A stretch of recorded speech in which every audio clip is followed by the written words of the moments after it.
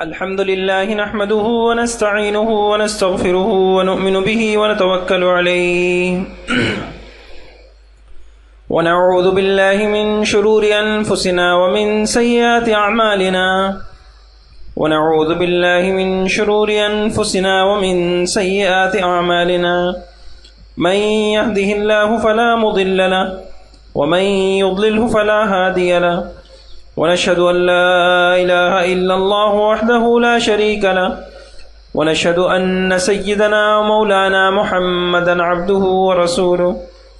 أما بعد فأعوذ بالله من الشيطان الرجيم بسم الله الرحمن الرحيم فلولا كان من القرون من قبلكم أولو بقية ينهون عن الفساد في الأرض إلا قليلا ممن أنجينا منهم وقال النبي صلى الله عليه وسلم ما ظهر الغلول في قوم قط إلا ألقي فيهم الرعب ولا فشدنا في قوم إلا كثر فيهم الموت ولا نقص قوم المكيال والميزان إلا قطع عنهم الرزق أو كما قال عليه الصلاة والسلام۔ میرے محترم بھائیوں بزرگوں، جیسے دنیا کا اصول ہے کہ جب محنت ہوتی ہے تو چیزیں ترقی کرتی ہیں، چیزوں میں حسن پیدا ہوتا ہے، خوبی پیدا ہوتی ہے۔ ایک انسان ہے، جنگل نما جگہ ہے، اس میں جھاڑیاں ہیں، اس میں کانٹے ہیں، لیکن جب اس میں محنت ہوتی ہے، کسان محنت کرتا ہے، وہ جھاڑیاں صاف کرتا ہے، وہ زمین کو ہموار کرتا ہے، زمین میں پھر اسی طریقے سے بیج بوتا ہے، تو وہی زمین جو کل تک جھاڑیاں تھیں، وہاں کانٹے تھے، وہاں اور وہاں سانپ اور بچھو تھے، اسی زمین پہ سبزہ لہلاتا ہے، اس میں جو ہے باغ بن جاتے ہیں، وہاں لوگوں کو پھل مل۔ ایسے ہی میرے بھائیوں، انسان اگر محنت کرے علم کی، محنت کرے تقوی کی، محنت کرے انسان اخلاق کی، اپنے دل پہ محنت کرے، تو انسان کے دل سے اور انسان سے جہالت ختم ہوتی ہے، غلط خیالات توہمات ختم ہوتے ہیں، انسان کو صحیح علم نصیب ہوتا ہے۔ اور جب امت اس چیز کو چھوڑ دیتی ہے، دین سیکھنا چھوڑ دیتی ہے، دین کی سمجھ چھوڑ دیتی ہے، تو عجیب عجیب طریقے کے توہمات اور خیالات، غلط نظریات، غلط عقائد وہ دلوں میں جگہ پکڑ لیتے، وہ دلوں میں جگہ پکڑ لیتے۔ اس لیے میں نے عرض کیا تھا، اسی طریقے سے جو سفر کا مہینہ ہے، اس کے اندر عجیب عجیب قسم کے لوگوں کے توہمات ہیں۔ اس میں سے ایک توہم یہ بھی ہے کہ لوگ اس کو منحوس سمجھتے ہیں، لوگ اس کو یہ سمجھتے ہیں کہ اس میں نحوستیں ہوتی ہیں، اس میں بھلائیں ہوتی ہیں، آفتیں نازل ہوتی ہیں، اور باقاعدہ انہوں نے حساب کتاب لگا رکھا ہے کہ لاکھوں کے حساب سے اس میں بھلائیں ہوتی ہیں، لوگوں کو چمٹ جاتی ہیں۔ اب اس نظریے کے بعد جب وہ یہ ذہن رکھتے ہیں، میں نے عرض کیا، تو اب وہ اس سے بچنے کے لیے کچھ چیزیں کرتے ہیں۔ کیا کرتے ہیں؟ تو بعض لوگ یہ کرتے ہیں کہ اس مہینے میں شادی بیاہ کی تقریبات کو منعقد نہیں کرتے۔ کیا ہے یہ وہم اور اس توہم کا شکار ہیں کہ اگر اس مہینے میں شادی کی گئی تو وہ شادی کامیاب نہیں ہوگی۔ کسی نئے کاروبار کا افتتاح نہیں کرتے، نئے کام کا افتتاح نہیں کرتے، کہیں ناکامی کا سامنا نہ کرنا پڑے۔ گھروں کے اندر اجتماعی قرآن خوانی ہوتی ہے، قرآن خوانی ہوتی ہے تاکہ گھروں کے اندر سفر کی مہینے کی جو نحوستیں ہیں، بلائیں آفتیں ہیں، گھر کے اندر وہ نحوستیں نہ آئیں۔ اور بعض لوگ جو ہے اس کے اندر من گھڑت طریقے سے انہوں نے کچھ نوافل گھڑے ہوئے ہیں کہ جی سفر کے مہینے میں کوئی آدمی 4 رکعت نفل پڑھے، پہلے میں سورہ کافرون پڑھے، دوسری رکعت کے اندر جو ہے وہ سورہ اخلاص پڑھے، سورہ فلق پڑھے، سورہ ناس پڑھے، اس کے بعد 70 مرتبہ سلام پھیرنے کے بعد 70 مرتبہ تیسرا کلمہ پڑھے، پھر دعا کرے کہ اے اللہ مجھے سفر کی بلاؤں سے، آفتوں سے بچا لے۔ تو یہ لوگوں کا عقیدہ ہے کہ پھر انسان جو ہے سفر کے مہینے کی بلاؤں سے بچ جاتا ہے۔ اسی طریقے سے اس مہینے کی 13 تاریخ کو چنے ابال کر یا چوری بنا کر جو ہے وہ لوگ تقسیم کرتے ہیں۔ اسی طریقے سے بعض لوگ اس مہینے کے جو سفر کا مہینہ ہے، اس کے آخری بدھ کو بہت زیادہ اہمیت دیتے ہیں، اور عجیب عجیب قسم کے ان کے توہمات ہیں۔ بعض یہ کہتے ہیں کہ سفر کا جو آخری بدھ تھا، حضور صلی اللہ علیہ وسلم سفر میں بیمار ہوئے تھے اور آخری بدھ کو آپ نے غسل صحت فرمایا تھا اور سیر و تفریح کے لیے فرمائی تھی اور چوری تناول فرمائی تھی، اس لیے بیچارے جو دین سے ناواقف ہوتے ہیں وہ اس موقع کے اوپر باغات کی سیر کرتے ہیں اور دور دراز چلے جاتے ہیں تاکہ گھروں میں جو نحوست ہے وہ ہمیں اس نحوست سے، اس بلاؤں سے ہم بچ سکیں۔ اور بعض لوگ اسی طریقے سے اس مہینے کے اندر چھولے ابال کر تقسیم کرتے ہیں، بعض عمدہ قسم کے کھانے بناتے ہیں، اور بعض لوگ اس بدھ کو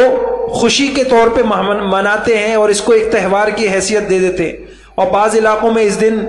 جو کام کرنے والے ہوتے ہیں، مزدور ہوتے ہیں، وہ اپنے مالکوں سے مٹھائی کا مطالبہ کرتے ہیں کہ جی سفر کا مہینہ عافیت سے گزر گیا، ہم کسی بلا کا اور مصیبت کا شکار نہیں ہوئے تو ہمیں مٹھائی دو۔ اور بعض لوگ اس دن گھروں کے اندر اگر مٹی کے برتن ہو تو اس کو توڑ دیتے ہیں۔ یہ بعض لوگ مختلف قسم کے تعویذ اور مختلف قسم کے چھلے وہ جو ہے پہنتے ہیں، استعمال کرتے ہیں تاکہ ہم اس مہینے کی بلاؤں سے بچ جائیں۔ یہ سفر کے مہینے سے متعلق لوگوں کے عقائد ہیں، لوگوں کے خیالات ہیں۔ حضرت محمد صلی اللہ علیہ وسلم اس دین سے بری ہیں۔ حضور ایسا دین ہم کو سکھا کے نہیں گئے۔ اور اسی طریقے سے جیسے میں نے عرض کیا کہ لوگ سفر کے مہینے کو منحوس سمجھتے ہیں، ایسے ہی لوگوں کے ذہنوں کے اندر اور بھی کچھ چیزیں ہیں جس کو لوگ جن میں نحوست خیال کرتے ہیں۔ مثال کے طور پر میت کو غسل دینے کو برا سمجھا جاتا ہے، اور جی اس کے لیے الگ میت کو، حالانکہ اتنا اجر، اتنا ثواب ہے کہ کبیرہ گناہ انسانوں کے معاف ہوتے۔ ایسے ہی بعض لوگ جو انسان مر جائے تو اس کے جو استعمال کی چیزیں ہیں اس کو برا سمجھتے کہ اس کو نہیں استعمال کرنا چاہیے، اس کے کپڑے ہیں اور اس میت کے اور کوئی چھوٹی موٹی چیزیں، یہ اس کو جو ہے برا سمجھتے ہیں کہ اس کے اندر نحوست۔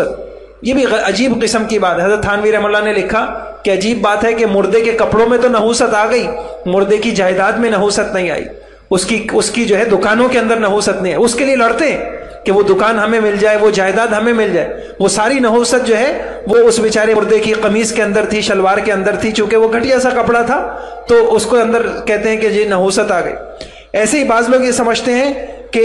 کسی آدمی کا تذکرہ کیا جا رہا ہو اور کوئی خلاف واقعہ بات پیش آ جائے، کسی کا تذکرہ چل رہا ہے، لائٹ چلی گئی، کوئی اور چیز سامنے آ گئی، تو اس کو وہ کہتے ہیں جی دیکھو فلاں برا، اس آدمی کو منحوس سمجھتے اور برا سمجھتے ہیں کہ جی اس کا تذکرہ تھا تو دیکھو یہ حادثہ پیش آ گیا۔ ایسے ہی بعض لوگ دو بہن بھائیوں کی اکٹھی شادی کو بھی برا سمجھتے ہیں، منحوس سمجھتے ہیں۔ تو اس میں بے شک کسی نحوست کی وجہ سے منع نہیں ہے، دیگر مصلحتوں کی وجہ سے بعض علماء نے منع کیا۔ حضرت تھانوی رحمہ اللہ نے بیشتی زیور میں اس کو اچھا نہیں سمجھا۔ اس کی وجہ یہ ہے کہ لوگوں کا ذہن یہ ہوتا ہے، تقابل کرتے ہیں کہ یہ جو ہے فلاں ایسی لگ رہی تھی، یہ بچی ایسی لگ رہی تھی، یہ چھوٹی والی اچھی دلہن تھی، یہ بڑی والی صحیح نہیں تھی۔ تو یہ اس تقابل کی وجہ سے کسی کی دل آزاری نہ ہو، کسی کا دل نہ ٹوٹے، اس کی وجہ سے اگرچہ منع کیا جاتا ہے، لیکن ایسا بھی نہیں ہے کہ اس کے اندر کسی قسم کی نحوست ہے۔ بعض لوگ عید الفطر یا عید الاضحیٰ کے درمیان یا شعبان کے مہینے میں یا کسی اور مہینے میں یا کسی تاریخ کو اپنے ذہن میں انہوں نے عقیدہ بٹھایا ہوا تھا کہ یہ بھاری دن ہے یا منحوس دن ہے، اس دن شادی نہیں کرنا چاہیے، اس کو منحوس۔ ایسے ہی جو ہے بعض لوگ سورج گرہن کے وقت یا چاند گرہن کے وقت شادی وغیرہ کی تقریبات کو برا خیال کرتے ہیں، دکان کے اندر ناخن کاٹنے کو برا سمجھتے ہیں، رزق میں بے برکتی ہوتی ہے۔ رات کو کوئی ناخن کاٹے تو سمجھتے ہیں کہ اس سے جو ہے رزق میں بے برکتی ہوتی۔ کٹا ہوا ناخن کسی کے پاؤں کے نیچے آ جائے، دب جائے، تو عقیدہ یہ ہوتا ہے کہ نہیں اس سے جو ہے کوئی خرابی ہوتی۔ پاؤں چلتے ہوئے زمین پر بعض لوگوں کے پاؤں ٹیڑھے ہوتے ہیں، اس کو جو ہے وہ برا اور منحوس سمجھتے ہیں۔ ایسے ہی بعض خاص پتھر ہیں، ان کے بارے میں یہ عقیدہ ہوتا ہے کہ نہیں جی یہ پتھر جو ہے یہ برائی لے کے آتے ہیں، ان کی وجہ سے پریشانی آتی۔ خالی قینچی چلانے کو بعض لوگ جو ہے وہ ان کے عقیدے کے اندر اس سے جو ہے لڑائیاں ہو جاتی ہیں اور فلاں چیزیں ہو جاتی ہیں، اس کو برا سمجھتے۔ اور اگر کسی کو ہدیے میں قینچی دی جائے اس کو برا سمجھتے ہیں۔ کسی دوسرے کے ہاتھ سے جھاڑو لگ جائے کسی کو تو اس کو جو ہے وہ منحوس سمجھتے ہیں۔ رات کو یا عصر کی نماز کے بعد، عصر کے بعد جھاڑو دینا یا منہ سے چراغ بجھانا یا رات کو آئینہ دیکھنا، شیشے میں دیکھنا، چہرہ دیکھنا، اس کو برا سمجھتے ہیں۔ صبح کے وقت بعض مخصوص چیزوں کے نام کو برا سمجھتے ہیں، یار یہ کس کا نام لے دیا صبح صبح، اور یہ کس کی شکل دیکھ لی صبح صبح، اب سارا دن ہمارا ایسا گزرے گا۔ تو بعض لوگ جو ہے یہ اس توہم کا، جمعے کے دن اگر عید ہو جائے اور اس کو کہتے ہیں کہ یہ حکومت کے اوپر بھاری، یہ عید بھاری ہوتی ہے اور یہ جو ہے نا برا ہوتا ہے۔ اور اسی طریقے سے رات کو انگلیاں چٹکانے کو، کالی بلی راستے میں سامنے سے جاتے جاتے کالی بلی سامنے سے گزر جائے